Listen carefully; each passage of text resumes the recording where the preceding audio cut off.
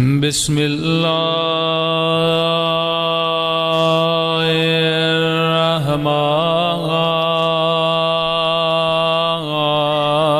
الرحمن الرحیم الحمد للہ رب العالمین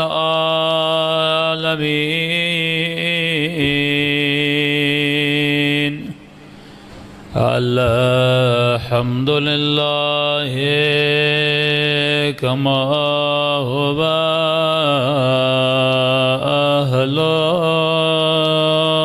أهله الصلاة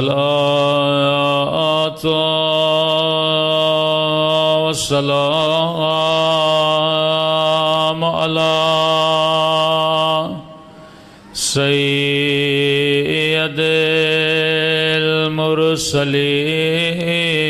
المرسلين وخاتم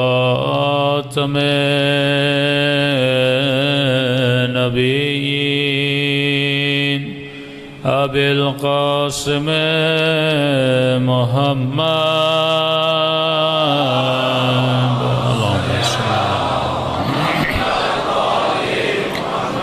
وعلى آله الطيبين الطاهرين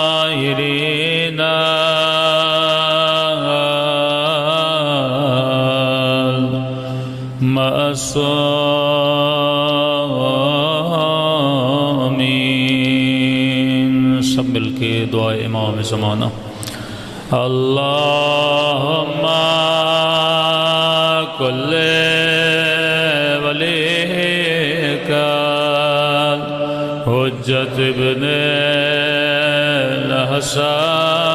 الحسن صلواتک علیہ وعلی آبائه فی هذه الساعة وفي كل وليا وحافظا وقائدا وناصرا ودليلا وعينا حتى تسكنه أرضك طوعا وتمتعه فيها طويلا برحمتك يا أرحم الراحمين صلوات پڑھے محمد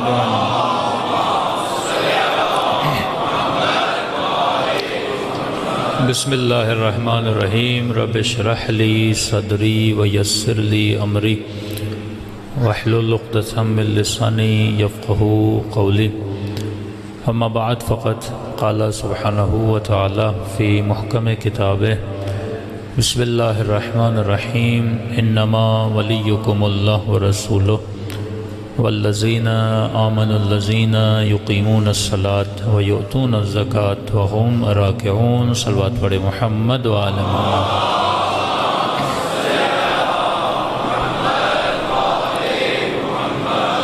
دعا ہے پروردگار عالم ہم سب کی عبادتوں کو اپنی بارگاہ میں قبول فرمائے اور جس مقصد زندگی کی خاطر یہ مجالس رکھی جاتی ہیں ان مقاصد میں بھی ہم سب کو کامیابیاں نصیب فرما دے تقریباً مسلسل 2 مہینوں سے اس آیے کریمہ کو سرنامہ کلام بنا رہے ہیں مختلف سوشل میڈیا کے چینلز پر لوگوں نے سنی ہوگی لیکن کیونکہ وقت کی ضرورت ہے کہ کم از کم انسان کو پوری مجلس یاد نہ ہو تو کم از کم موضوع مجلس یاد رہ جائے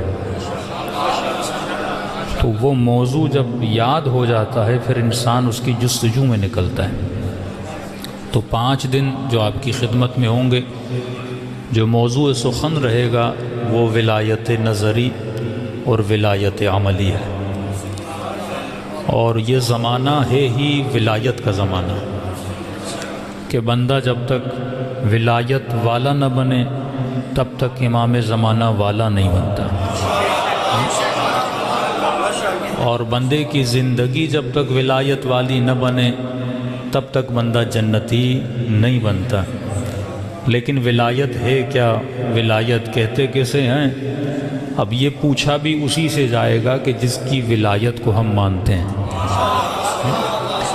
اور یہ آیت آئے ولایت ہے کہ جس میں خدا نے اعلان کیا کہ انما ولیکم اللہ، میں اللہ تمہارا ولی ہوں، والرسول، میرا رسول تمہارا ولی ہے، والذین آمنوا الذین یقیمون الصلاۃ ویؤتون الزکاۃ وہم راکعون، اور تیسرا وہ تیرا ولی ہے جو حالت رکوع میں زکوٰۃ دیتا ہوا نظر آ جائے۔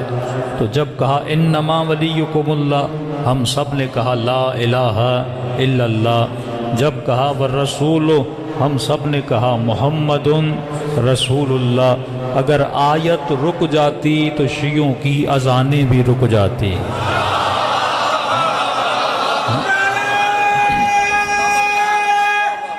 حیدری، اگر آیت رک جاتی تو شیعوں کی اذانیں رک جاتی، شیعوں کے کلمے رک جاتے۔ آیت رکی نہیں، کہا تیسرا وہ تیرا ولی ہے جو حالت رکوع میں زکوٰۃ دیتا ہوا نظر آ جائے، تو ہم سب نے کہا علی ولی اللہ۔ تو یہ جملہ جیب سے نکالا ہوا جملہ نہیں ہے، قرآن کی آیت میں بتایا ہوا جملہ ہے۔ اور یہاں پہ ایک فصاحت و بلاغت قرآن بھی بتاتا ہوا چلوں کہ اکثر مسلمان بھائی ہمارے بچوں سے سوال کرتے ہیں کہ قبلہ اگر 3 ولایتیں تھیں تو خدا تیسری ولایت میں نام بتا دیتا۔ یہ بڑا باریک نکتہ ہے کہ جب اس نے اپنی ولایت کا اعلان کیا تو ایک لفظ میں اعلان کیا انما ولیکم اللہ، جب رسول کی ولایت کا اعلان کیا تو ایک لفظ میں اعلان کیا والرسول، لیکن جب تیسری ولایت کی باری آئی ایک لفظ نہیں تھا، پورا سینٹینس تھا، پورا جملہ تھا۔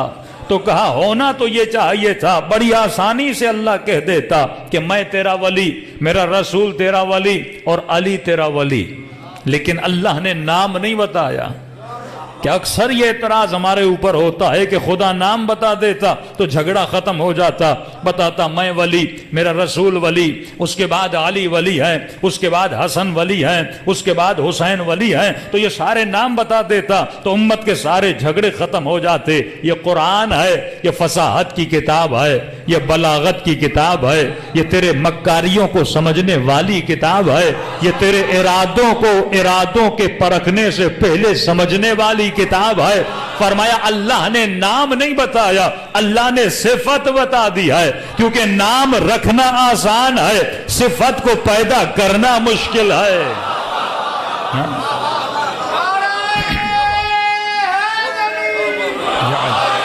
یہ قرآن وَاعْتَبِرُوا یا اولی الالباب کی کتاب ہے، یہ صاحبان عبرت والوں کی کتاب ہے، یہ فکر و شعور رکھنے والوں کی کتاب ہے کہ اللہ نے نام نہیں بتایا، اللہ نے صفت بتا دی، کیونکہ نام سے زیادہ صفت اظہر ہوتی ہے، نام سے زیادہ صفت بیان کنندہ ہوتی ہے۔ کہ مثال کے طور پر ضروری نہیں اگر اس مجمع میں کس کا نام شیر علی ہے تو وہ شیر بھی ہو،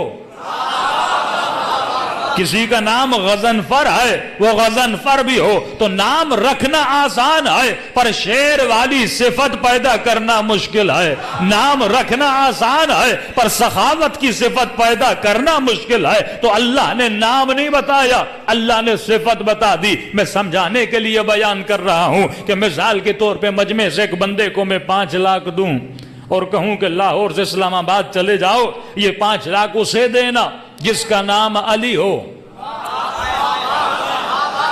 میں دوں گا نہیں، مثال دے رہا ہوں۔ 5 لاکھ کسی کو دوں اور بولوں کہ اسلام آباد چلے جاؤ، وہاں پہ جس کا نام علی ہے اسے جا کر 5 لاکھ دینا.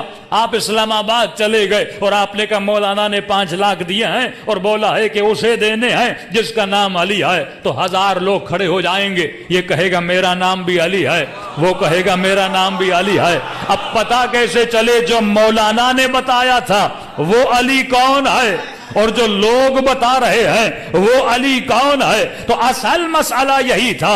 اگر خدا نام بتا دیتا تو ابو سفیان اپنے بچوں کے نام وہی رکھتا جو خدا نے بتائے تھے.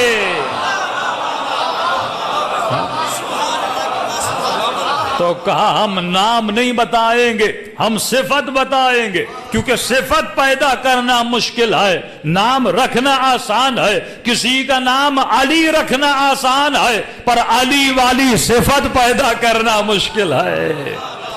عالم نام رکھنا یاد, عالم نام رکھنا آسان ہے, پر علم کی صفت کو پیدا کرنا مشکل ہے. اسی لیے خدا نے کہیں پر نام نہیں بتایا. آئے تطہیر کو اٹھا لیجئے, فرمایا انما یرید اللہ لیذھب عنکم الرجس اہل البیت ویطہرکم تطہیرا. نوجوان پریشان ہوا, مولانا اس نے فلاں کو بھی اہل بیت میں ڈال دیا, فلاں بھی اہل بیت میں آ گئے, فلاں بھی چادر تطہیر میں آ گئے. میں نے کہا تو گھبراتا کیوں ہے؟ اللہ نے صفت بتا دی ہے کہ اہل بیت وہ ہے جو ہر طرح کے رجس سے دور ہے. اب جو بھی آنا چاہتا ہے پہلے ثابت کرنا پڑے گا میں رجس سے دور ہوں. میں نے کہا بڑے سے بڑا مفتی ہو, جب بھی کسی صحابی کا نام آتا ہے آگے رضی اللہ آتا ہے, جب علی کا نام آتا ہے تو کرم اللہ وجہہ آتا ہے. اسے کہو کسی اور کے سامنے لگائے, کہتے ہم لگا نہیں سکتے. کیوں نہیں لگا سکتے؟ کیونکہ ایک صفت ہے جو بس علی میں ہے اور کسی میں نہیں ہے, تو یہ صفت فضیلت دیتی ہے. کہا کون سی صفت ہے؟ فرمایا سب کے چہرے بتوں کے سامنے جھکے تھے, یہ علی کا چہرہ تھا جو کسی بت کے سامنے نہیں جھکا تھا.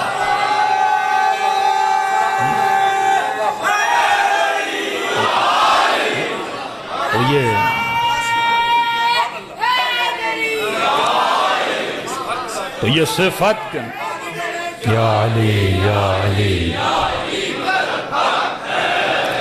تو یہ مکتب صفات کا مکتب ہے. یہاں جنگ شخصیات سے نہیں ہے, جنگ صفات سے ہے. حسین کی جنگ یزید سے نہیں تھی, یزیدیت سے تھی. اور آج تیری جنگ حسین سے نہیں ہے, حسینیت سے ہے. یہ مکتب صفات کا مکتب ہے. مسلمان بتانی جھگڑے میں کیوں پڑ جاتا ہے؟ جو کہتے ہیں حسبنا کتاب اللہ, کہ کتاب کافی ہے. تو قرآن میں خدا نے, میں نے پچھلے سال شاید اس خمسے میں عرض کیا تھا کہ خدا نے تقریباً 41 مرتبہ اپنے قرآن میں لعنت بھیجی ہے. وہاں پر بھی نام نہیں بتاتا, صفت بتاتا ہے.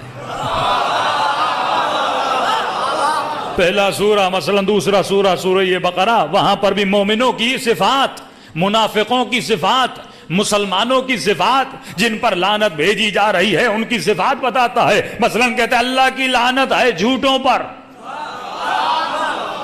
اب یہ نہیں کہتا جھوٹا کون ہے, جو بھی ہو, اپنا ہو پرایا ہو, اگر جھوٹ بولا تو اللہ کی لعنت ہے. کبھی کہتا اللہ کی لعنت ہے ظالموں پر. اب ظلم کرنے والا کوئی بھی ہو, وہ ظلم کرنے والا آج کا یزید ہو یا کل کا یزید ہو. یا جنگ کس کی ہے؟ صفات کی ہے. ہر شیعہ جوان کو کہتا ہوں ایک آیت آپ یاد کر لیجئے, واللہ یہ آپ کے مولا کی حقانیت کے لیے کافی ہے. ایک تو یہ آیت, کیونکہ مفتی بڑے ہوشیار ہوتے ہیں. آپ کہو گے من کنت مولا فاز علی مولا, کہیں گے ہم مانتے ہیں, لیکن مولا کا مطلب اور ہے, معنی بدل دیتے ہیں نا. تو یہ ایک ایسی آیت جس کی معنی بدلنے کے بعد بھی خود پھنستے ہیں. ایک واحد آیت ہے, وہ آیت ہے اطیعوا اللہ و اطیعوا الرسول و اولی الامر منکم. جس طرح وہاں پر 3 ولایتیں, یہاں 3 اطاعتیں. اللہ کی اطاعت کرو, اس کے رسول کی اطاعت کرو, اور اولی الامر کی اطاعت کرو. اب بس میں, جہاز میں, سفر میں کوئی مفتی ملے تو میری طرف سے سوال کر دینا کہ قبلہ یہ ہیں 3 اطاعتیں, پے در پے, اللہ کی اطاعت, رسول کی اطاعت اور اولی الامر کی اطاعت. یعنی جیسی اطاعت اللہ کی واجب ویسی اطاعت اولی الامر کی واجب. پے در پے ہے نا، ایک ایک کے بعد اطاعتیں آ رہی ہیں. تو کہیے ہمیں یہ تو پتا ہے کہ اللہ کون ہے اور اس کی اطاعت کرنی ہے، رسول کون ہے اور اس کی اطاعت کرنی ہے. ذرا یہ تو بتائیے اولی الامر کون ہے؟ آپ مت بتائیے، وہ خود آپ کو بتائے. انتظار کریے وہ خود بتائے کہ قبلہ یہ اولی الامر کون ہے. تو آپ کو جواب ملے گا اولی الامر سے مراد ہے وقت کا حاکم. اس کا مطلب اس وقت پاکستان کا اولی الامر کون ہے؟ خان صاحب ہے.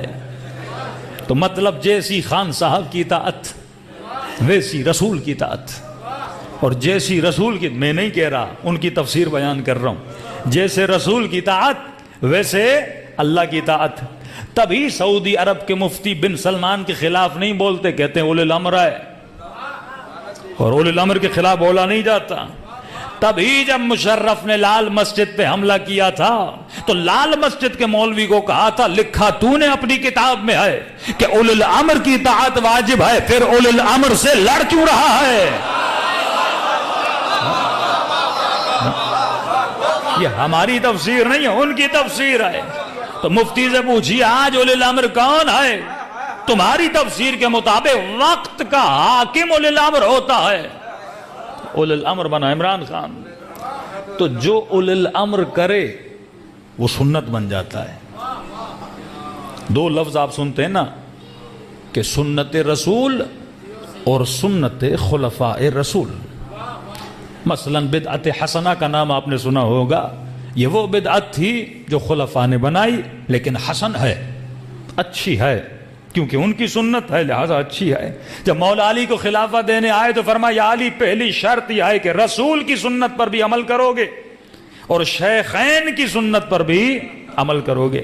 مطلب جو اولی الامر کرے وہ بھی اچھا، جو نبی کرے وہ بھی اچھا. تو اس وقت جو خان کرے وہ سنت.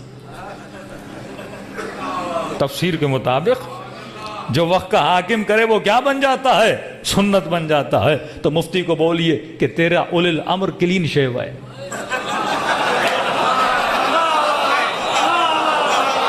ہاں بھائی کیا ہے؟ کلین شیو ہے. تو اس کی سنت پہ عمل کرتے ہوئے مفتیوں کو مونچھیں بھی کاٹنی پڑیں گی، وہ تو پہلے سے نہیں ہیں، اور تجھے داڑھی بھی کاٹنی پڑے گی. اور اس کی دلیل یہ ہے کہ آٹومیٹیکلی تمام تر برادران اہل سنت کی زکوٰۃ حکومت کاٹ لیتی ہے، کیونکہ زکوٰۃ جاتی ہے اولی الامر کو. اسی آیت کی تفسیر کے مطابق کہ بینکوں میں فارم بھرتے وقت لکھتے ہیں کہ نہیں ہم شیعہ ہیں، کیونکہ آٹومیٹیکلی پیسے کٹ جاتے ہیں اور سارے پیسے کہاں جاتے ہیں؟ اولی الامر کی طرف جاتے ہیں. صرف ایک فرقہ ہے جس کی زکوٰۃ حاکم کی طرف نہیں جاتی، امام زمانہ کے نمائندے کی طرف جاتی ہے، کیونکہ ہمارا اولی الامر وقت کا حاکم نہیں ہے، پردہ غیب میں زہرا کا لال ہے.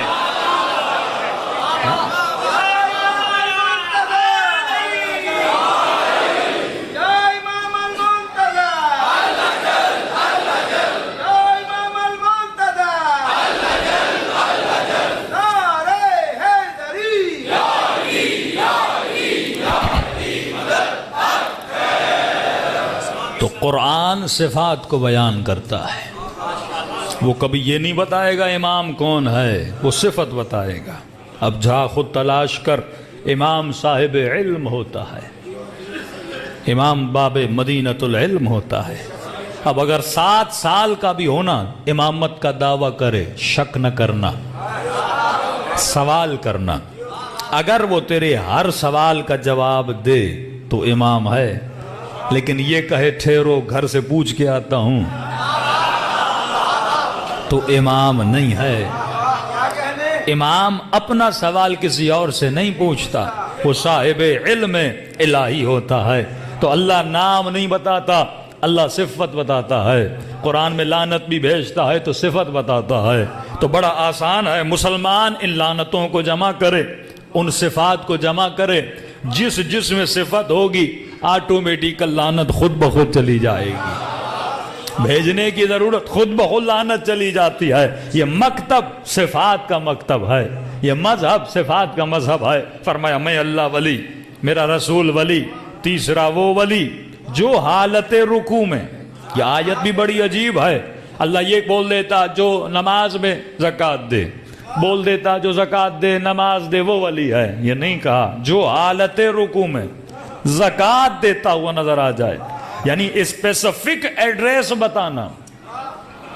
اگر گوگل میپ سے آپ ایڈریس کو ڈھونڈیں اور وہ آپ کو گلی تک لے جائے، گھر تک نہ لے جائے، تو بندہ شاید گلی تک پہنچنے میں آدھا گھنٹہ لگے اور گھر کو ڈھونڈنے میں گھنٹہ لگ جائے.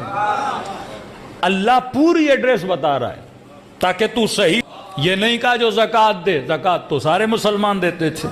یہ نہیں کہا جو نماز پڑھے، نماز تو بہت سارے مسلمان پڑھتے تھے. پوری ایڈریس بتائی جو حالت نماز میں، حالت رکوع میں زکوٰۃ. اور عجیب یہ منظر تھا کہ آج تک تاریخ نے ایسا فقیر نہیں دیکھا جو بیچ میں آ کے نمازیوں سے خیرات مانگے. اور تاریخ نے آج تک ایسا نمازی بھی نہیں دیکھا جو نماز کے بیچ میں خیرات دے. کیونکہ نہ فقیر کو جلدی ہوتی ہے نہ نمازی کو جلدی ہوتی ہے. آپ کیا جمعہ ہوتا ہوگا، فقیر سارے انتظار میں ہوتے ہیں، بھائی نمازی نکلے گا تو اسی گیٹ سے نا، دینا ہوگا تو دے دے گا. نمازی بھی کہتا ہے فقیر بھاگے تو نہیں جا رہا، میں نماز پڑھ لوں گا اور آخر میں اسے خیرات دے دوں گا. لیکن یہ یونیک واقعہ ہے کہ فقیر کا مزاج بھی الگ ہے، نمازی کا مزاج بھی الگ ہے. کہ نمازی بیچ نماز میں خیرات دے اور فقیر بیچ نماز میں خیرات مانگے. علماء فرماتے لگ ایسے رہا تھا کہ فقیر نمازی کو جانتا تھا، نمازی فقیر کو جانتا تھا. کہا مولا کیوں نہ جانتا؟ کیونکہ دینے والے علی تھے، لینے والا جبرائیل تھا.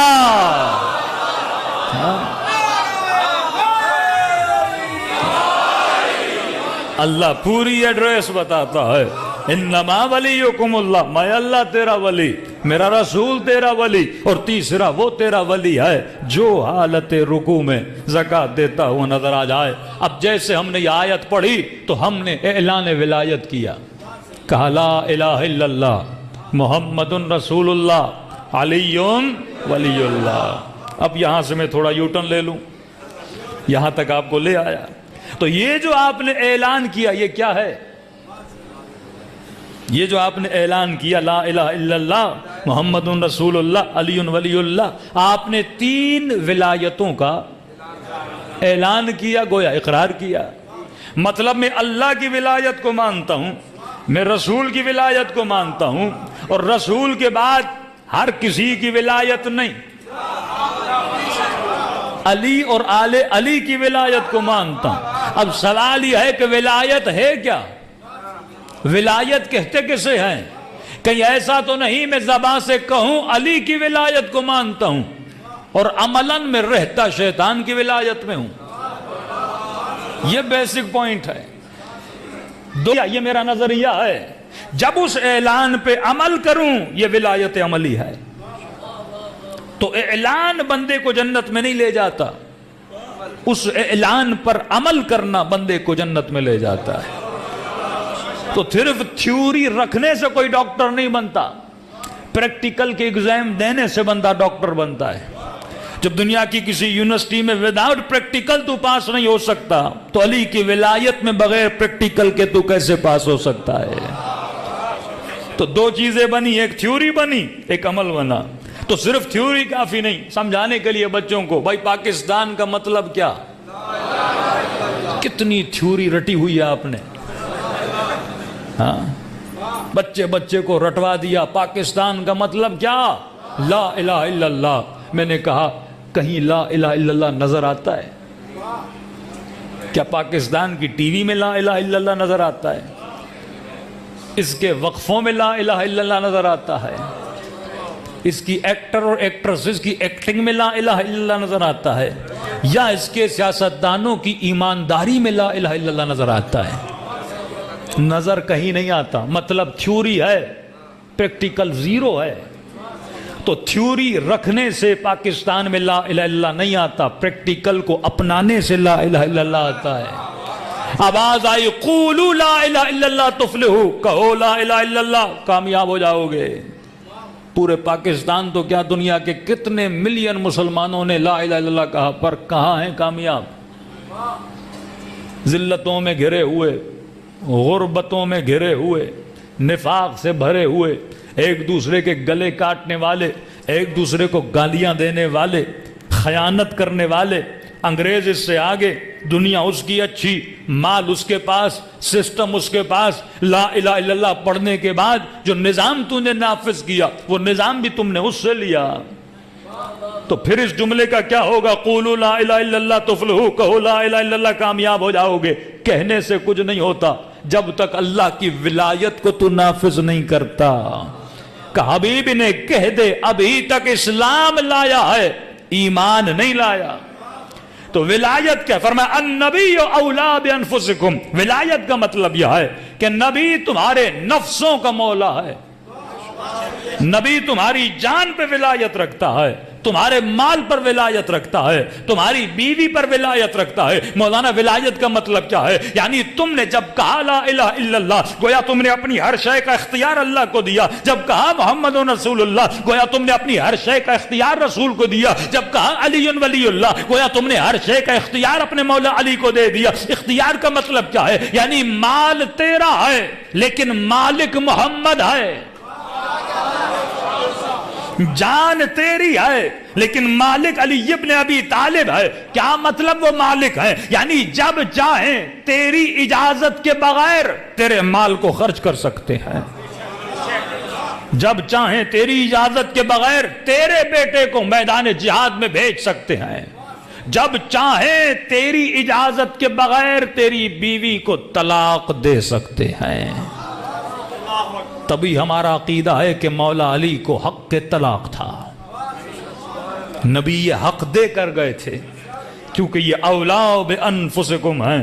تو اب سوال یہ ہے کہ میں ولایت نظری کا تو اعلان کر رہا ہوں لیکن ولایت عملی میرے اندر کتنی ہے؟ 80% ہمارے ممبر سے ولایت نظری بیان کی جاتی ہے لیکن ولایت عملی کا کسی کو پتہ نہیں ہے۔ اور آسان کر دوں، آپ کسی کے گھر میں گئے، وہاں پہ اے سی لگا تھا، گرمی کا موسم، کمرے میں داخل ہوئے، ٹھنڈک ہی ٹھنڈک، تو آپ کا نظریہ بنا کہ گرمی کو مٹانے کے لیے کمرے میں اے سی کا ہونا ضروری ہے۔ یہ کیا؟ اچھا کچھ فیک نظریے ہوتے ہیں نا جو وقفوں میں نظر آتے ہیں کہ بندہ تھک گیا ایک کوکا کولا پی لیتا ہے، اڑنے لگتا ہے، یہ فیک نظریہ ہے۔ لاکھ بھی کوک پیو گے کچھ اڑو گے نہیں، لیکن ایک پریکٹیکل نظریہ ہے کہ تم ایک کمرے میں گئے، وہاں پہ کولنگ تھی، نظریہ بنا کہ اگر گرمی کو مٹانا ہے تو کمرے میں اے سی ہوگا تو گرمی ختم ہو جائے گی۔ اب آپ گئے بازار میں، آپ نے اے سی خریدا، لا کر اپنے کمرے میں لگا لیا، لگانے کے بعد 4 گھنٹے گزرے، 8 گھنٹے گزرے، لیکن آپ کا کمرہ ٹھنڈا ہی نہیں ہو رہا۔ آپ نے کہا نظریہ تو وہی تھا، اس کے کمرے میں اے سی، اس کا کمرہ ٹھنڈا، میرا کمرہ ٹھنڈا کیوں نہیں ہو رہا؟ تو آپ اس کو بلاؤ گے بھائی میرے کمرے میں بھی اے سی ہے لیکن کمرہ ٹھنڈا نہیں ہو رہا، وہ جواب دے گا بندہ خدا تو نے اے سی تو لگایا ہے لیکن ابھی تک سوئچ آن نہیں کیا۔ تو صرف اے سی لگانے سے کمرے ٹھنڈے نہیں ہوتے، صرف علی ولی اللہ کا لاکٹ پہننے سے، دیواروں پہ علی ولی اللہ لکھنے سے علی کی ولایت نہیں ملتی جب تک نور ولایت کو عمل کے میدان میں نہیں اتارتے۔ تو میں آسان بچوں کو مثال دیتا ہوں، میں کہتا ہوں گھر میں جب تم نے نظری ولایت کا اعلان کیا نا، مطلب یہ تیرے گھر میں لائٹ کی پوری فٹنگ ہے، پنکھا بھی لگا ہے، اے سی بھی لگا ہے، بلب بھی لگا ہے، لیکن کرنٹ نہیں ہے۔ ولایت عملی اس کرنٹ کا نام ہے۔ مولا فرماتے مومن کی مثال نور کی طرح ہے۔ آج کے زمانے میں مثال دوں تو بلب کی طرح ہے، یہ خود بھی روشن ہوتا ہے، لوگوں کو بھی روشن کرتا ہے۔ کالی والا نور کی طرح ہوتا ہے، خود بھی چمکتا ہے اور جس بستی میں جاتا ہے پوری بستی میں نور کی محفل کو بکھیر دیتا ہے۔ تو 2 نظریے بنے، ایک ولایت نظری، ایک ولایت عملی۔ تو جب تک میرے وجود میں ولایت عملی نہیں ہے تب تک میں یہ سفر طے نہیں کر سکتا۔ اب ولایت حکومت ہے، ولایت ایک نظام کا نام ہے۔ سوال یہ ہے تو کس نظام میں زندگی گزار رہا ہے؟ کبھی کبھی میں نام مولا کا لیتا ہوں، نام امام حسین کا لیتا ہوں، لیکن جس نظام میں زندگی گزار رہا ہوں وہ نظام اہل بیت کا نظام نہیں ہے. یعنی نام اہل بیت کا لوں لیکن جس نظام میں زندگی بسر کر رہا ہوں شاید وہ نظام دجالی ہو. دجال کے سسٹم میں زندگی بندہ گزارے لیکن نام امام کا لے. ایک ہنٹ دوں، ایک اشارہ دوں تاکہ ذہن آپ کے کھل جائیں، تاکہ پھر میں ٹاپک کے اندر داخل ہو جاؤں. کہ بش نے تقریر کی تھی اور کہا تھا کہ ہمیں تمہارے مذہب سے کوئی لینا دینا نہیں ہے. تم امریکہ آئے، تم نے ہمارے چرچ خریدے اور ہمارے چرچوں کو مسجد میں بدلا. ہم نے منع کیا نہیں. کئی مومنین یہاں سے انگلینڈ گئے، مثلاً ایک ادارے جعفریہ انگلینڈ میں بتا رہے تھے مولانا یہ 70s میں یا 60s میں پتہ نہیں یہ چرچ تھا، ہم نے اسے خریدا اور اسے امام بارگاہ بنا دیا. کیا انگلینڈ کی گورنمنٹ نے آپ کو منع کیا؟ اگر دشمنی ہوتی شیعت سے تو آپ کو امام بارگاہ بنانے نہ دیتے. اگر دشمنی ہوتی سنیت سے تو سنیوں کو مسجد بنانے نہ دیتے. اگر دشمنی ہوتی وہابیوں سے تو وہابیوں کو اپنی مسجدیں بنانے نہ دیتے. لیکن آج امریکہ چلے جاؤ، آج انگلینڈ چلے جاؤ، آج یورپ چلے جاؤ تو وہاں پہ مسجدیں بھی ہیں، امام بارگاہیں بھی ہیں. ہر مذہب نے اپنا عبادت خانہ کھولا ہوا ہے. مجلس کرواتے ہو تو یہ سیکیورٹی ملتی ہے، ماتم کرتے ہو ایمبولینسز کھڑی ہوتی ہیں، جو کرنا چاہو وہ تجھے اجازت دیتے ہیں. تو اس نے تو صحیح سوال کیا نا، کہا پھر ہماری دشمنی تو مسلمانوں سے ہے ہی نہیں. اگر دشمنی ہوتی تو ہم یہاں تجھے امام بارگاہ کھولنے نہ دیتے، یہاں تجھے مسجدیں کھولنے نہ دیتے. لیکن بات یاد رکھنا، امام بارگاہ کھول لینا، مسجد کھول لینا، جلوس نکال لینا، لیکن اسلامی نظام کی بات ہم سے نہ کرنا. تو جنگ مذہب سے نہیں ہے، جنگ دین سے ہے، جس کو کبھی مولوی سمجھ ہی نہ سکا. یہاں پہ شیعہ سنی سے مثلا جھگڑا کرتا رہا، بریلوی اہل حدیث سے لڑتا رہا، اہل حدیث فلاں سے لڑتا رہا، یہ مذہب کھیلتے رہے اور دشمن نے تیرا دین ہی بدل دیا. دین نظام کا نام ہے، اس کی جنگ نظام سے ہے، مذہب سے نہیں ہے. وہی جنگ جو رسول خدا کی تھی. یہودیوں کو کہا کہ یہودی رہو، مسیحیوں کو کہا کہ مسیحی رہو، لیکن بات یاد رکھنا رہو گے اسلامی نظام میں. اور ایکسپٹنس آف نظام اسلام یہ ہے کہ تمہیں جزیہ دینا پڑے گا، اور تم جزیے کو ایکسپٹ کر کے کہو گے کہ یعنی حکومت اسلامی میں تمہیں زندگی گزارنی ہے اور جزیہ دینا ہے. رہو اپنے دین پہ، ہمارا لینا دینا نہیں ہے تمہارے دین سے، لیکن اسلامی نظام کے ساتھ رہو گے. لیکن یہودیوں یاد رکھنا، اگر تم نے نظام کے خلاف بات کی پھر علی کی تلوار سے نہیں بچو گے، پھر نبی کی تلوار سے نہیں بچو گے. یہاں جنگ نظام کی ہے، وہی نظام جس کو امام حسین کربلا میں نافذ کرنے کے لیے چلے تھے. کہ مولا حسین کی جنگ اس لیے یزید سے نہیں تھی کہ یزید شرابی تھا. سوال یہ ہے کہ کیا مکہ مدینے میں کوئی اور شراب نہیں پیتا تھا؟ کیا پورے کوفے میں کوئی شرابی نہیں تھا؟ کیا پورے شام میں کوئی شرابی نہیں تھا؟ صرف یزید شراب پیتا تھا تب امام حسین یزید کے مقابلے میں نکلے؟ نہیں. اگر کوئی انفرادی گناہ کرے تو اس کا انفرادی گناہ ہے، توبہ کی گنجائش ہے. لیکن اگر کوئی اجتماعی گناہ کرتا ہے، مثلا اگر اس مجمع میں کوئی نشائی بیٹھا ہو تو عیب نہیں ہے، لیکن منبر پر آنے والا نشائی ہو جائے تو نظام بگڑ جاتا ہے. مولا فرماتے لوگ اپنے ماں باپ کے دین پہ نہیں چلتے، لوگ اپنے حکمرانوں کے دین پہ چلتے ہیں. تو یہ حکمران ہے جو نظام چلاتے ہیں. تو جنگ اسی نظام ولایت سے ہے، جنگ مذہب سے نہیں ہے، جنگ جلوس سے نہیں ہے، جنگ یا حسین حسین کرنے سے نہیں ہے، جنگ حسین کے نظام کو نافذ کرنے سے ہے.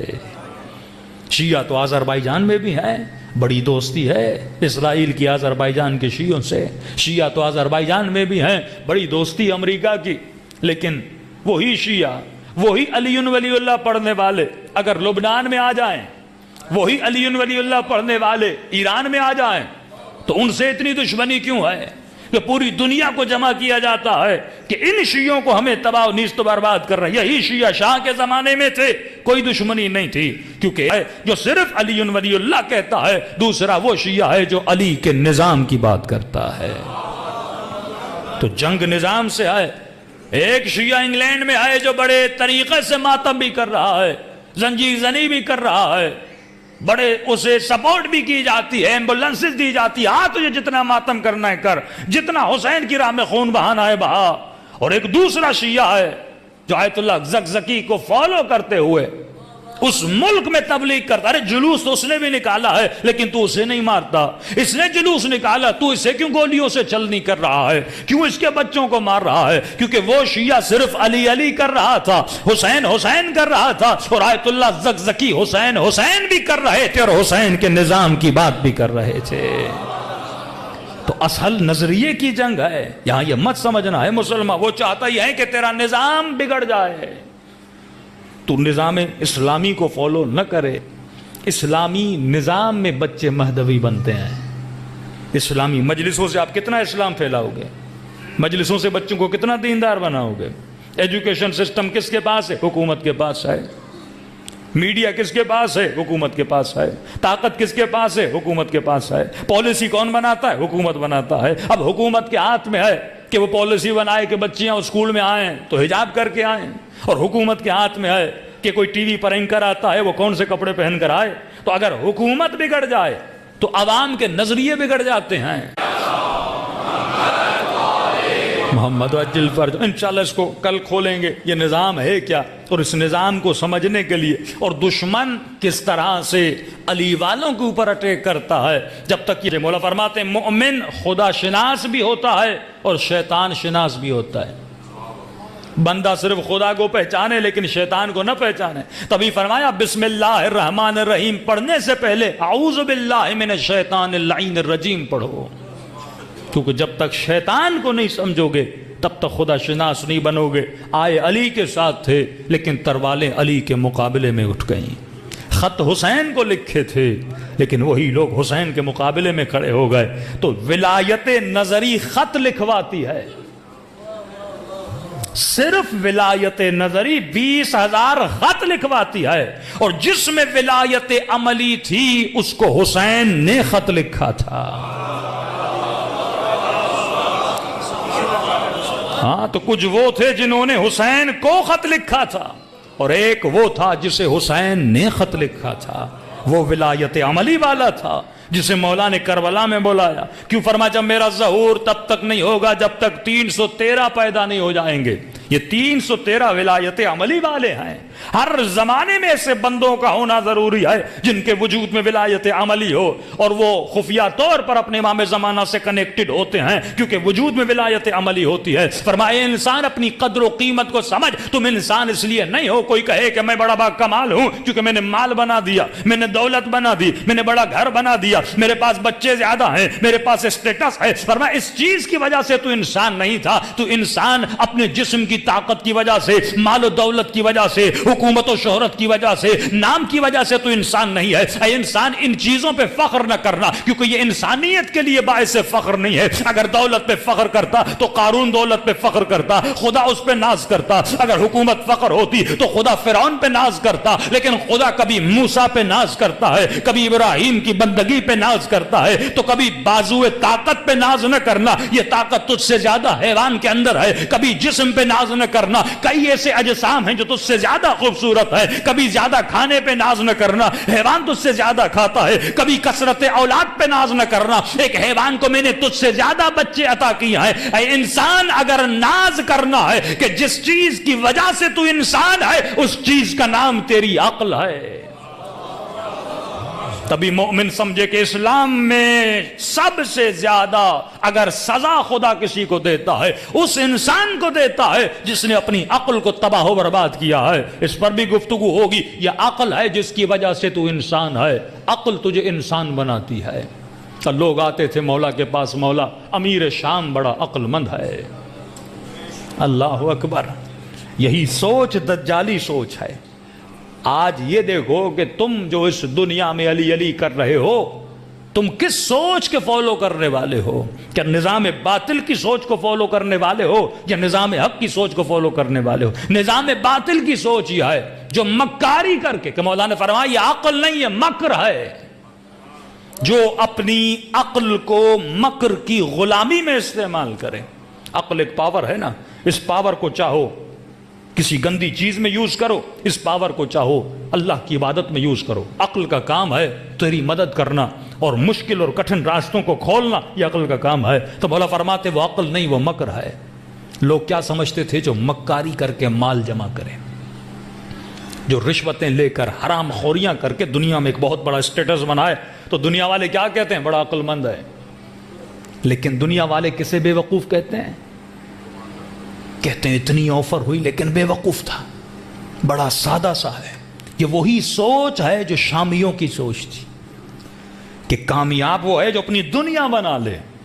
مولا فرماتے یہ کامیاب نہیں ہے۔ تعریف عقل، العقل ما عبد بہ الرحمن، عقل مند وہ ہے جو اپنی عقل سے رحمان کی عبادت کرے، شیطان کی عبادت نہ کرے۔ اللہ اکبر، یا رسول اللہ۔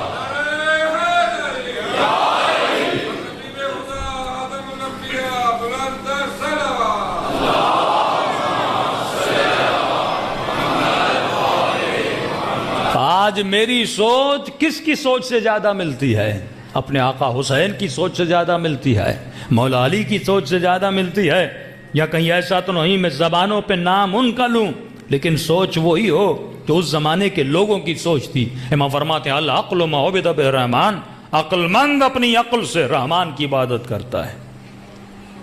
ہاں، کتنا آسان تھا جنگ صفین جیتنا مولا کے لیے۔ جب وہ ملعون مولا کے سامنے بھاگ رہا تھا، ایک ضربت چلانے کی دیر تھی، اگر وہ مر جاتا تو جنگ صفین مولا جیت جاتے، لیکن اس کے وجود میں مکر تھی، علی کے وجود میں عقل تھی۔ وہ اتنا شاید خود کو نہ جانتا تھا جتنا علی کو پہچانتا تھا۔ تو انفارمیشن بھی معرفت کا نام نہیں ہے۔ اکثر ہماری مجلسوں سے ہمیں انفارمیشن ملتی ہے، معرفت نہیں ملتی۔ انفارمیشن، مولا کا نام کیا، والد کا نام کیا، بیوی کا نام کیا، بچوں کا نام کیا، کس ہجری میں آئے، کس ہجری میں شہید ہوئے، یہ ساری انفارمیشن ہے۔ ایک یہودی اگر امام زمانہ پہ پی ایچ ڈی کرے، اسے مجھ سے آپ سے زیادہ انفارمیشن ہوگی۔ معرفت اور ہے، انفارمیشن سے معرفت نہیں ملتی، ولایت عملی سے معرفت ملتی ہے۔ یہ جانتا تھا کہ علی کا وجود حیا سے بھرا ہوا ہے، یہ جانتا تھا کہ آئے انما یرید اللہ علی کی فضیلت میں ہے۔ یہ ہو نہیں سکتا کہ علی نجاستوں کے میدان میں چلے جائیں، اور اسی نظریے کو جانچتے ہوئے اس نے اپنے بدن کا سارا لباس اتار دیا۔ مولا نے کہا عقل کا حکم ہے، جنگ ہارتا ہوں تو ہار جاؤں لیکن حیا بچ جائے۔ امام وہ ہوتا جس کی آنکھیں با حیا ہوتی ہیں، جو کبھی بھی نجاست کے قریب نہیں جاتا۔ جب انہوں نے مولا کے لشکر کے پانی پر قبضہ کیا، کئی دن مولا کے لشکر والے پیاسے رہے، اور ایک مرتبہ جب شیر خدا نے حملہ کیا تو پورے پانی پر علی قابض ہو گئے۔ لوگ عمرو عاص کے پاس گئے، عمر جنگ ہار گئے۔ اس نے کہا کیوں؟ کالی پانی پر قابض ہے۔ ہمارا قبضہ کیا ہوا پانی تو علی چھڑا سکتے ہیں، پر کوئی چیز علی کے قبضے میں آ جائے، یہ ہم میں سے کسی میں دم نہیں کہ ہم چھڑا سکیں۔ ہنستا ہے، کہتا ہے تم علی کو نہیں جانتے، میں جانتا ہوں۔ کہ کیا مطلب؟ پانی بند کا امیر اگر علی نے 6 دن بھی پانی بند کیا، پورا لشکر علی کے پاس چلا جائے گا، یہاں کوئی لڑنے والا نہیں ہوگا۔ کہا تم کیوں گھبراتے ہو؟ میں علی کو جانتا ہوں، علی کسی پیاسے پہ پانی بند نہیں کرتا۔ اور مظلومیت مولا کا مقام یہ ہے کہ اپنے لشکر والے علی کو نہیں جانتے تھے۔ آتے ہیں مولا پانی بند کریے، جنگ جیت جائیں گے۔ 6 دن پانی بند کریے، مولا فرماتے نہیں ہے، میری نبی کی سنت نہیں ہے۔ مولا 3 دن پانی بند کریے، فرمایا انسانیت کے خلاف ہے، کسی پیاسے پہ پانی بند نہیں کیا جاتا۔ تو ایک بندہ اٹھا اور اس نے جوش میں کہا کہ یا علی یہ ظلم نہیں ہے، کیونکہ جیسا انہوں نے کیا ہے ویسا ہم کریں گے۔ اگر انہوں نے پانی بند کیا ہے تو ہم بھی پانی بند کریں گے۔ میرے مولا کا بہترین فرماتے اگر اس نے پانی بند کیا اور علی بھی پانی بند کرے، پھر ابو سفیان کے بیٹے میں اور ابو طالب کے بیٹے میں فرق کیا رہ جائے گا؟ یہ مت کہا کرو کہ وہ گالی دے رہا ہے تو میں بھی دوں گا، نہیں، یہاں جنگ کردار کی ہے، وہ اس کا کردار ہے، یہ تیرا کردار ہے۔ اور یاد رکھنا، مولا فرماتے ہیں حق و باطل کی جنگ اسی طرح ہے۔ وہ لوگ گھبرا جاتے ہیں جو حق شناس نہیں ہوتے اور باطل فہم نہیں ہوتے. قرآن کی آیت ہے کہ کبھی کبھی باطل حق کے اوپر اس طرح جمع ہو جاتا ہے جیسے پانی پر جھاگ جمع ہو جاتی ہے. سرف سے کپڑے دھوتے ہو نا، پانی اتنا، جھاگ اتنی ہوتی ہے. تو فرمایا جو کج فہم لوگ ہیں وہ جھاگ کو دیکھ کر گھبرا جاتے ہیں، لیکن مولا فرماتے ہیں جھاگ کو بقا نہیں ہے، پانی کو بقا ہے. یہ جھاگ ہے، نظر تو زیادہ آتی ہے لیکن حقیقت میں کچھ نہیں ہے. تو جس نے اللہ پر یقین کیا، ولایت کو سمجھا، وہ کربلا میں پہنچا. ایک پلاننگ تو کرتا ہے، ایک پلاننگ خدا کرتا ہے. دنیا یہ سمجھ رہی تھی کہ حسین ہار گئے، لیکن مولا تو جانتے تھے نا. جب کربلا پہنچے تو امام نے فرمایا اے خدا جسے تو مل گیا اسے سب کچھ مل گیا. یہ سوچ بندے کی ہو نا کہ اگر خدا تیرے پاس ہو تو سب کچھ تیرے پاس. سکون ملتا ہے تو دین الہی سے ملتا ہے، کسی اور دین سے سکون نہیں ملتا. وہ زندگی کامیاب رہتی ہے جو نظام ولایت میں گزرے. سمجھو کہ ولایت کے پلرز کیا ہیں، کمپلیٹ شیعہ کیسے بنا جاتا ہے. تو فرمایا کہ یزید نے یہ پلاننگ کی تھی کہ امام حسین کو کسی دور دراز علاقے میں بلا کر 100 لوگ ہیں شہید کروا دوں گا. دنیا کو کیا پتا کوئی حسین تھا، الیاذ باللہ کہوں گا کوئی باغی تھا. لیکن اللہ کی پلاننگ یہ تھی کہ جس زمین کو حسین کا مقتل بنایا، خدا نے اسی زمین کو مومنوں کے لیے جنت بنا دیا. یہ 40 کم نہیں ہے، کسی معجزے سے کم نہیں ہے. ہاں کہ ملینز لوگ کربلا جا رہے ہیں. اور ہمارے استاد نے کہا تھا کہ یہ جھلک ہے، 40 جھلک ہے امام زمانہ کے حکومت کی. جب 40 جاؤ تو جو فیلنگ تیرے اندر آ رہی ہے یہی فیلنگ حکومت امام زمانہ میں ہوگی. کیا مطلب؟ 40 میں رنگ و نسل کا فرق ختم ہو جاتا ہے.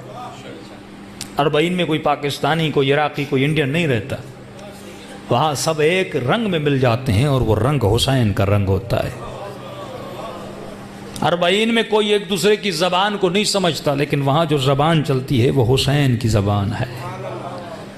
یہاں جب بندہ اپنے گھر میں ہوتا ہے تو سیلفش ہوتا ہے. کھانا اپنے لیے چاہیے، روٹی اپنے لیے چاہیے، پڑھائی بچے کے لیے چاہیے، شادی اپنی بیٹی، بس اپنی پرواہ ہوتی ہے. لیکن کربلا میں کون سا رنگ تھا؟ ایثار کا جذبہ. کہ کسی نے کہا یہ کیسی کربلا کی مائیں تھی جو اپنے 14 سال کے بچوں کو سجا کر مقتل میں بھیج رہی ہیں؟ کیا ماں کبھی ایسا کرتی ہے؟ میں نے کہا وہ ماں کرتی ہے جس نے حسین سے محبت کی ہو، جس کے اندر ایثار کا جذبہ ہو، جو اپنے سفرے کا کھانا اٹھا کے غریب کو دے دے. 40 یہ جذبہ پیدا کرتا ہے کہ لوگ اپنے گھروں کے دروازے کھول دیتے ہیں. آؤ ہم تیرے کپڑے دھوتے ہیں، تیرے پاؤں دباتے ہیں. چھوٹی بچیاں کھڑی ہو جاتی ہیں، آؤ ہم تجھے پانی پلاتے ہیں. بندہ اپنے شہر میں 2 کلومیٹر پیدل نہیں چلتا، گاڑی سے اترتا نہیں ہے، گرمی لگتی ہے ایسے ہی چلاتا ہے. لیکن 40 میں لوگ منتیں کرتے ہیں، آؤ گاڑی میں بیٹھ کے، کہتا نہیں پیدل چلوں گا. انسان بدل جاتا ہے، وہاں نظریہ بدل جاتا ہے، فکر بدل جاتی ہے، جذبہ قربانی آتا ہے. یہاں نرم بستر پسند ہے، وہاں جو جگہ ملی سونا چاہتا ہے. 40 کے علاوہ بھی جاتے ہو نا کربلا، ہوٹلیں ڈھونڈتے ہو، اچھا ہوٹل مل جائے. لیکن 40 کے دنوں میں یہ ساری چیزیں ختم ہو جاتی ہیں. سیکریفائی انسان کرنا سیکھ لیتا ہے کہ قربانی کیا ہوتی ہے، پیدل چلنا کیا ہوتا ہے، تکلیفوں میں لذت لینا کیا ہوتا ہے. کہ کسی نے مولا حسین کا جملہ، بہت پیارا جملہ، مولا فرماتے ہیں پتہ کیسے چلے تو مقام انسان پر ہے یا حیوان پر ہے. کبھی مجھے ٹیسٹ تو کرنا چاہیے نا، بلڈ ٹیسٹ کر کے شوگر کا پتہ لگاتا ہوں، لیکن آج تک ایمان کا کوئی میں نے ٹیسٹ کیا ہی نہیں.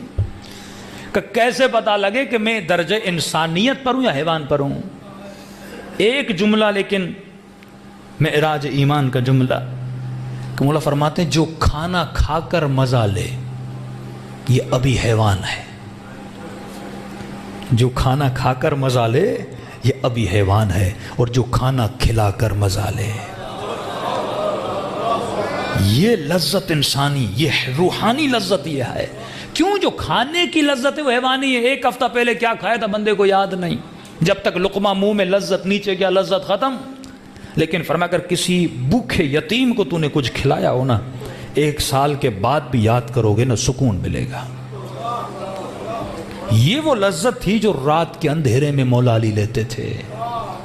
یہ روحانی لذتوں کے پیچھے تھے، نہ کہ جسمانی لذتوں کے پیچھے. تو یہ ولایت فرق انسان اور حیوان بتاتی ہے کہ لذت انسانی کیا ہے. فرمایا جون غلام رسول، غلام علی، غلام حسن، غلام امام حسین، سب سے زیادہ عمر والا امام حسین کی خدمت میں مولا جان کا نذرانہ پیش کرنا چاہتا ہوں. مولا نے فرمایا جون تم نے اتنی خدمت کی ہے، حسین نے تجھ سے جہاد اٹھا لیا، اب اگر کربلا میں مجھے شہید ہوتا ہوا بھی دیکھو تو واحد ہے جس پہ جہاد واجب نہیں. جا اپنی زندگی کے آخری دن سکون سے گزار. جس طرح بیبیاں محملوں میں آئی تھیں، جون اتنا بوڑھا تھا کہ یہ بھی محملوں میں آیا تھا، اونٹ پہ بیٹھ نہیں سکتا تھا. کہ اگر کسی کی غلامی کا شوق ہے تو میرے بعد زین العابدین کی غلامی کر. سیدھا خیمے میں آیا کہ مولا میں آقا حسین کو کچھ کہہ نہیں سکتا لیکن آپ کو تو پالا ہے، اپنے ہاتھوں کے بڑے کیے ہوئے مولا. امام نے فرمایا جون رو کیوں رہا ہے؟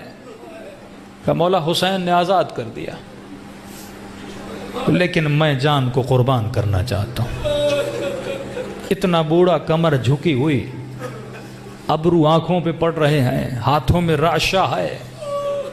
کہ جون اس عمر میں کیا لڑے گا، تو اس سے تلوار اٹھائی نہیں جائے گی. کہ مولا پھر بھی یہ تو لکھا جائے گا نا کہ میں حسین کے دفاع کے لیے لڑا تھا. امام نے کہا جون جب بابا نے کہا کہ ہم تجھ سے راضی ہیں، تجھے جہاد معاف ہے، جا اپنا بڑھاپا سکون سے گزار. جنگ تیرے بس کی بات نہیں ہے جون. آنکھوں میں آنسو بھر آئے. کہ مولا وہ غلام کیسا جو اچھے وقتوں میں ساتھ رہے اور برے وقت میں چھوڑ کے چلا جائے. نہیں، میری سفارش کریے. اصرار بڑھا تو مولا نے اذن دیا. مولا حسین نے بھی کہا جون جا. کہ گھوڑے پہ سوار کرنا چاہا لیکن جون چڑھ نہیں پا رہا تھا. کہ مولا چھوڑیے گھوڑا. کمر پہ کس کے کپڑا باندھا، ہاتھ میں تلوار لی.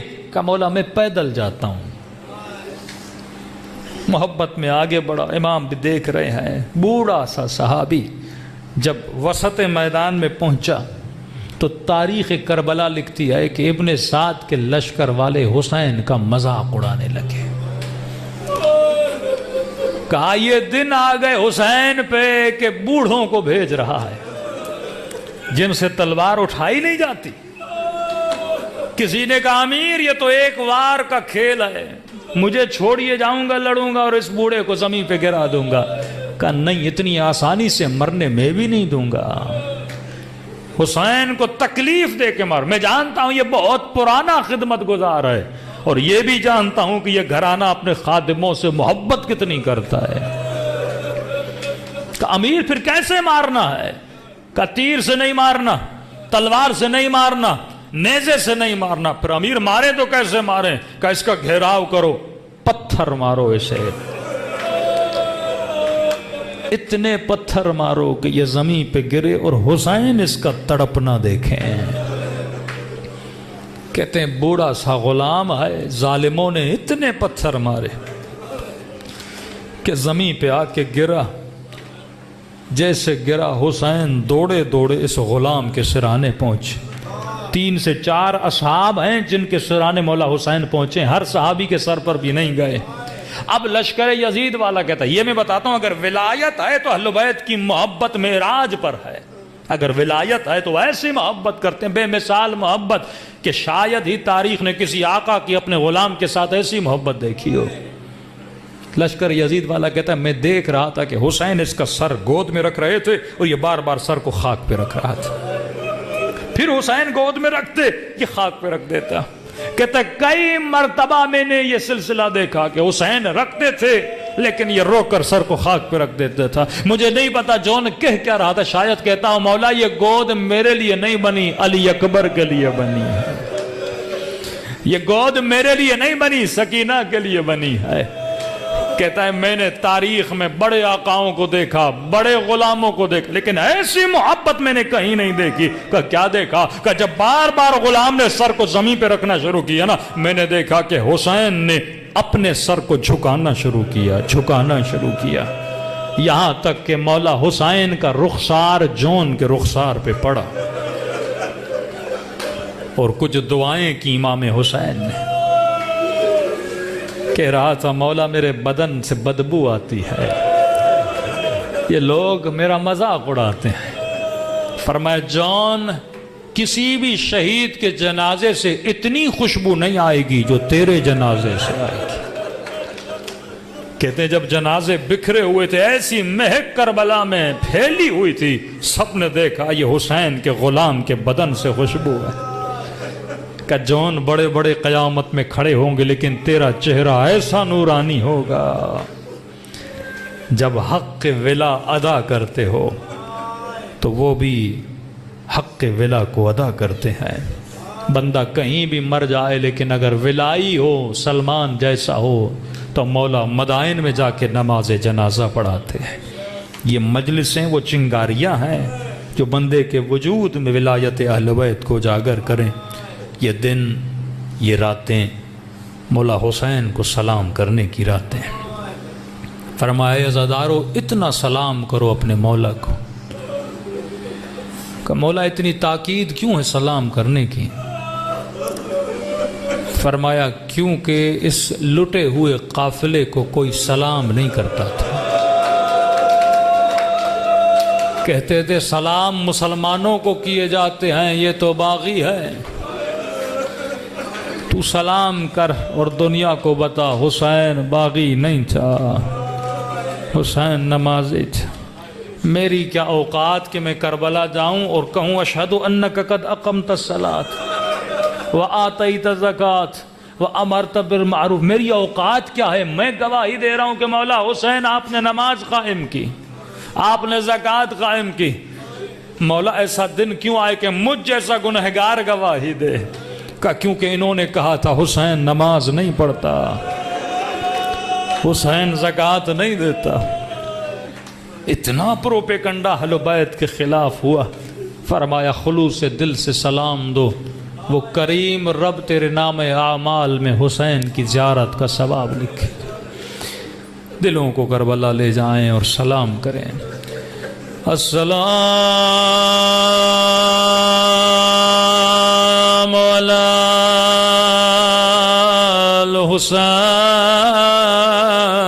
الحسین وعلی علی ابن الحسین وعلی اولاد. صدا بلند ہونی چاہیے. وعلی اصحاب, بلند آواز. السلام علی الحسین وعلی علی ابن وعلی اولاد وعلی اصحاب. میرا سلام ہو زینب کی لٹی ہوئی چادر پہ. عزیزو یہ سلام میرے سلام نہیں ہے, امام زمانہ کے سلام ہے. زیارت ناہیہ پڑھو, نو ہے امام زمانہ ہے. فرمایا میرا سلام ان زخمی کلائیوں پہ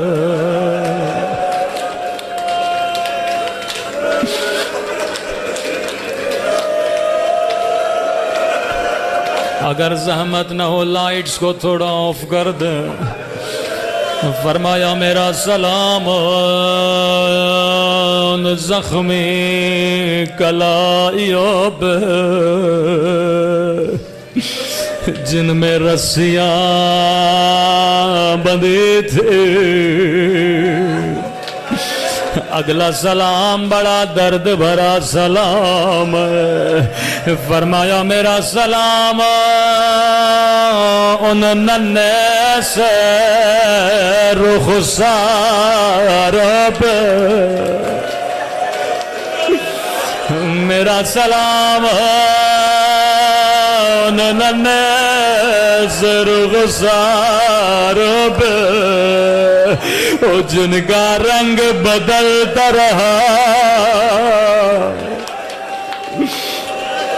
یہ نہیں کہا جن کا رنگ بدل گیا بلکہ فرمایا جن کا رنگ بدل گیا.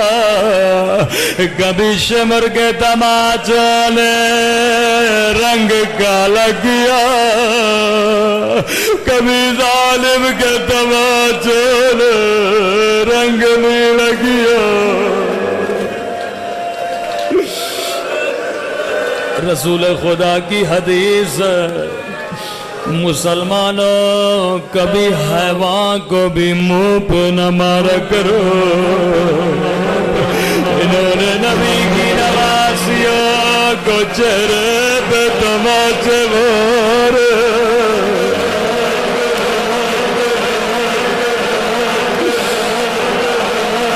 اگلا سلام بڑا درد بھرا سلام. فرمایا میرا سلام ان زخمی ہونٹوں پہ جن پہ ظالم چھڑے مار رہا تھا. میں کہوں گا مولا امام زمانہ آپ کو ہوٹ یاد ہے لیکن ایک سلام میں بھی کرنا چاہتا ہوں. او میرا سلام ان ننھی سی آنکھوں پہ جو یہ منظر دیکھ رہے تھے.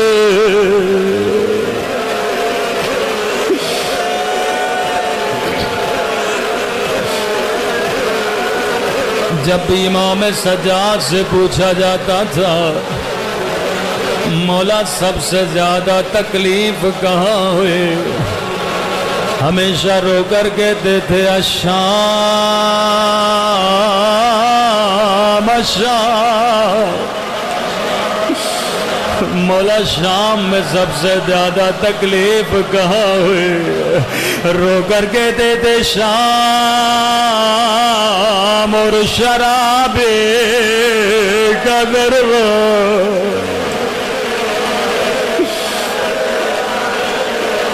فرمایا مومن جب بھی تیرے آنکھوں میں آنسو ہو سب سے پہلے میرے ظہور کے لیے دعا کیا کرو. مولا جب دعا کروں خدا کو کون سا واسطہ دوں. فرمایا اے خدا کو میری پھوپھی زینب کا واسطہ دیا کرو. دوسرا خدا کو میری ننھی سی سکینہ آئی ایسا واسطہ دے خدا کبھی رد نہ کرے. ایک مقام واسطہ بہت بڑا.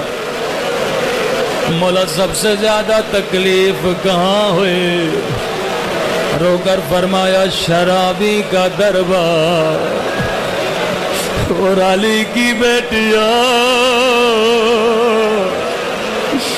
آیت اللہ مرزا شیرازی کہتے ہیں اگر شیعہ اتنا سنے کہ علی کی بیٹی اور شرابی کا دربار اس کے رونے کے لیے یہی کافی ہے.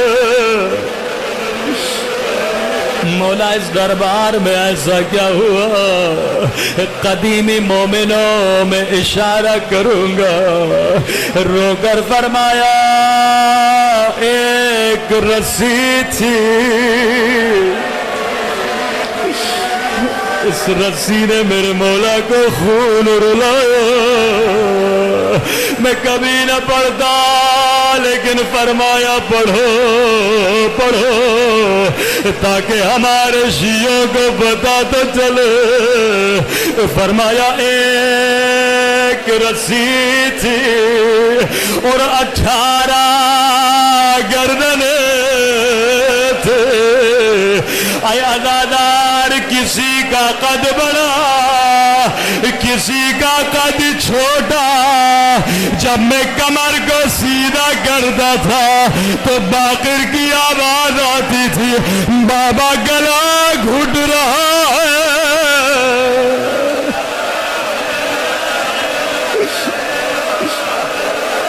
پورے سفر میں میری کمر جھکی رہی، میں نے کمر سیدھی نہیں. فرمایا اتنے میں یزید دربار میں آیا. اللہ جانے شمر نے ملوم کے کانوں میں کیا کہا. اس نے پہلی نگاہ قیدی بیویوں پہ کی. پہلا سوال کیا حسین کی بچی کہاں؟ شمر نے سکینہ کی طرف اشارہ کیا. ملو نے سوال کیا ہے بچی بتا تیرا نام کیا ہے؟ اب تھوڑی دیر میری طرف دیکھیے گا. ملو نے کہا بچی بتا تیرا نام کیا ہے؟ راوی کہتا ہے بچی کے ہونٹ ہلے پر آواز نہیں نکلے. دوبارہ کہا بتا تیرا نام کیا ہے؟ کہا ہونٹ ہلے پر آواز نہیں نکلی. تیسری مرتبہ کا مجھے جواب کیوں نہیں دیتی؟ یا امام زین العابدین کی آواز ہے. معلوم بچی بتا تو رہی ہے لیکن گردن کی رسی بڑی تنگ ہے. بچی کی آواز کیسے نکلے؟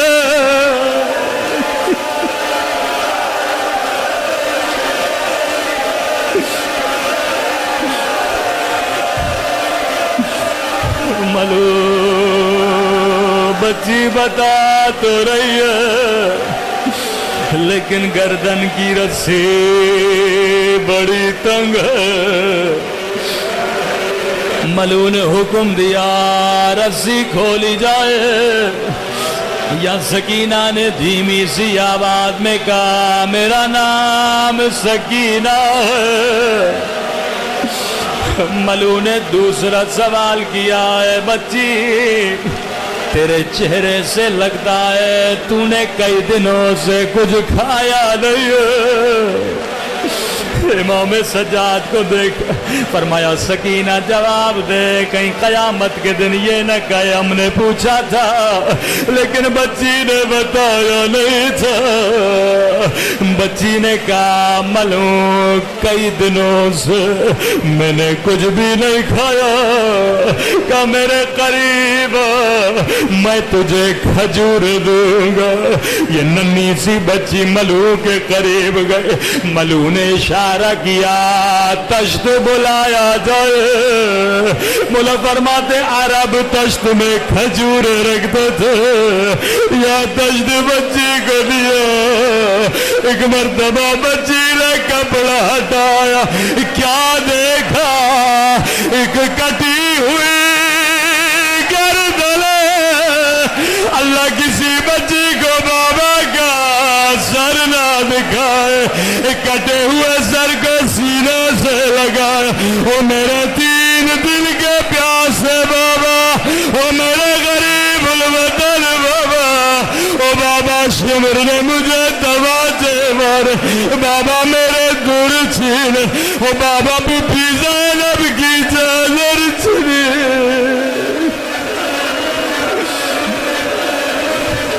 اللہ لعنت اللہ على القوم الظالمين.